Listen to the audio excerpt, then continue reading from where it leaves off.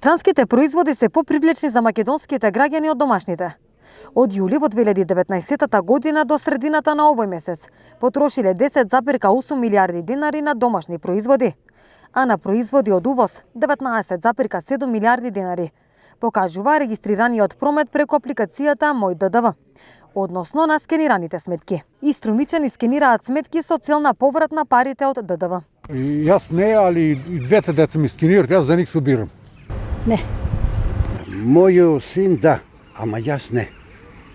Дори и што ќе соберам од мене, од негови другарчина, знаат и му дават од там. Ама не и најди фискална сметка земја.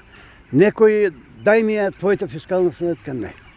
Тоа што јас да речем извадам, што он изваде, што брато, што сите тие роднините ние, они не прават фискална, меѓутоа чуват ги па ги дават на него.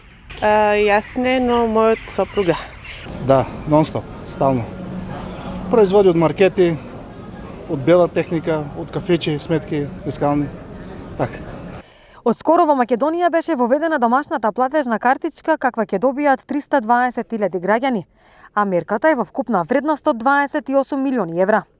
Банките интензивно работат на издавање, а досега над 50.000 граѓани веќе ја добија и ја користат за купување домашни производи.